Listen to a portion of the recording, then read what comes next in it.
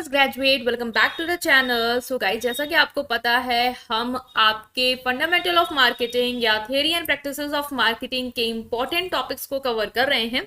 तो इससे पहले वाली पार्ट्स अगर आपने नहीं देखे हैं सो प्लीज चैनल की प्लेलिस्ट में जाके उसे जरूर चेकआउट करेंगे, बिकॉज सिलेबस जो है वो मोस्ट ऑफ द टॉपिक्स को लेके खत्म हो चुका है। राइट। सो अगर आपने मुझे टेलीग्राम इंस्टाग्राम में नहीं ज्वाइन किया है तो टेलीग्राम ग्रुप है कॉमर्स ग्रुप SWNT, वहां पे मैं इसकी PDF जो है वो शेयर कर दूंगी। ठीक है, तो आपको कंटेंट वहां से मिल जाएगा।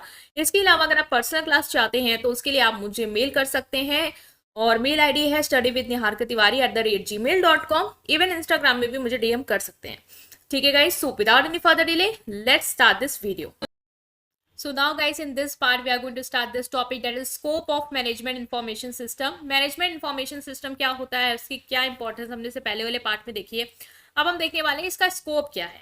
ठीक है, तो स्कोप अंडरस्टैंड करेंगे कि मैनेजमेंट इंफॉर्मेशन सिस्टम बेसिकली आपको क्या, कहाँ तक इसका दायरा जो है वो है।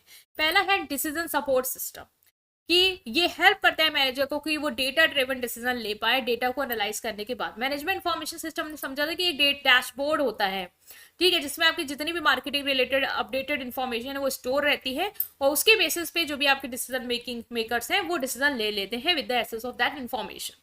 तो ये डिसीजन सपोर्ट सिस्टम है आपके लिए, कि आपको हेल्प करता है आपके मैनेजर्स को कि वो डेटा के बेसिस पे डिसीजन ले, बिजनेस डेटा को प्रॉपर्ली एनालाइज करने के बाद चार्ट्स यूज करें, reports, AI based prediction use करें, जो कि आपका मैनेजमेंट इन्फॉर्मेशन सिस्टम प्रोवाइड कर रहा है, ताकि वो बेटर प्लानिंग कर पाए। इससे रिस्क जो है, ठीक है, गलत होने का, गलत प्लानिंग करने का, मार्केटिंग ऑपरेशन का, वो कम हो जाएगा। जैसे बैंक DSS हेल्प करता है decide loan approval based on customer credit history, कि कस्टमर की क्रेडिट हिस्ट्री क्या है, आपका बैंक का जो MIS है वो आपको दे देगा, उसके बेसिस पे आप डिसाइड करोगे कि उसको लोन दे रहा है या नहीं दे रहा है। तो डिसीजन सपोर्ट सिस्टम है आपका MIS। नेक्स्ट है बिजनेस ऑपरेशन मैनेजमेंट, बिजनेस के ऑपरेशंस को मैनेज करने में भी हेल्प करता है।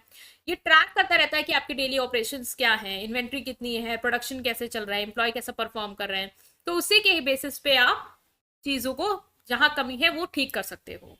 ठीक है, automate process to increase efficiency and reduce cost, support real time monitoring of business activities में क्या चल रहा है उसका रियल टाइम देखते रहना, क्या है क्या नहीं है, और एफिशिएंसी कैसे बढ़ा सकते हैं, कॉस्ट कैसे रिड्यूस कर सकते हैं, उसके बारे में भी हम वर्क करते रहेंगे। जैसे अमेजोन अपने MIS ट्रैक, अमेजोन जो है वो ट्रैक करता रहता है कि वेयर हाउस में स्टॉक कितना है, और उसी के हिसाब से वो अपने स्टॉक को अपडेट करते रहता है, ताकि ना तो ओवर स्टॉकिंग की सिचुएशन बने ना तो अंडर स्टॉक की।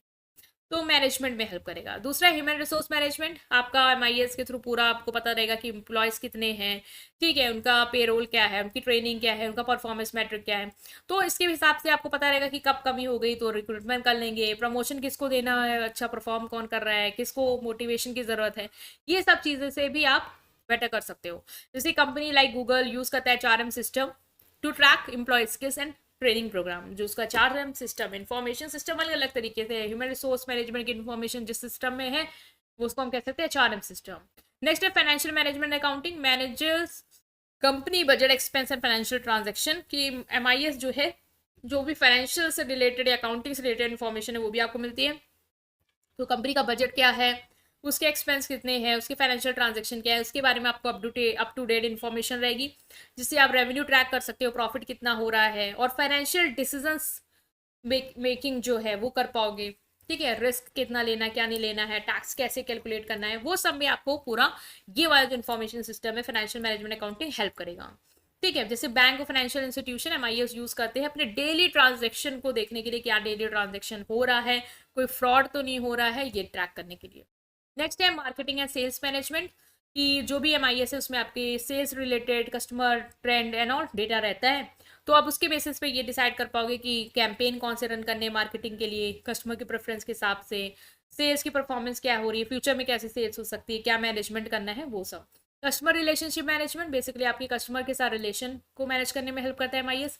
डेटा स्टोर, आपको पता है कस्टमर को क्या चीज़ें पसंद आ रही हैं, उसके हिसाब से आप और अच्छा कर सकते हो, क्या नहीं पसंद आ रहा है, क्या इंप्रूवमेंट चाहिए, फीडबैक क्या है, बाइंग पैटर्न क्या है, कंप्लेन क्या है जो आपको एड्रेस करनी है।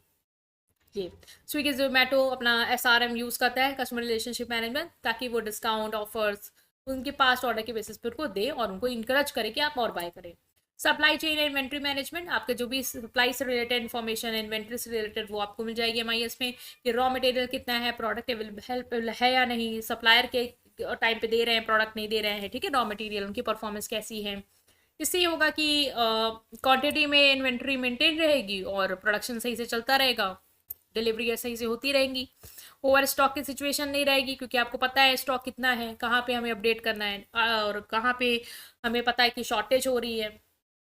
ठीक है, ओवर स्टॉक है तो हमें सिचुएशन नहीं बनानी ओवर स्टॉक की। कैसे नहीं बनेगी? जब हम अप टू डेट रहेंगे ना, हमें पता रहेगा इन्वेंट्री है कि नहीं है तो क्यों बार बार उसको लानी है जब वो डिमांड भी नहीं है। तो ये ईआरपी है लास्ट, एंटरप्राइज रिसोर्स प्लानिंग की। ईआरपी मीन्स इंटीग्रेट करता है सारे business process like HR, finance, market research into one system. आपके एंटरप्राइज रिसोर्स प्लानिंग बेसिकली जितने भी आपके प्रोसेस हैं लाइक ह्यूमन रिसोर्स से रिलेटेड, फाइनेंस से रिलेटेड, मार्केटिंग, सप्लाई चेन, इनको एक सिस्टम में जोड़ना, जिससे क्या होगा, डेटा बार बार रिपीट नहीं होगा और बिजनेस की एफिशिएंसी बढ़ेगी।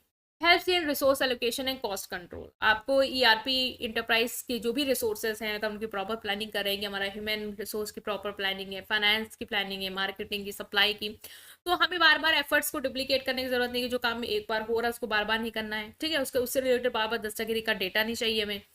तो हमें पता रहेगा कि हमारे पास कितने रिसोर्स हैं, उनको कैसे हमें कंट्रोल करना है। जैसे large company like Tata Infosys use SAP ERP to manage multiple business functions. ठीक है गाइस, आई होप आप अंडरस्टैंड कर पाए हैं। स्टिल कोई भी डाउट हो कमेंट सेक्शन में पूछेंगे, वीडियो को लाइक करेंगे, चैनल को सब्सक्राइब करेंगे। Thank you.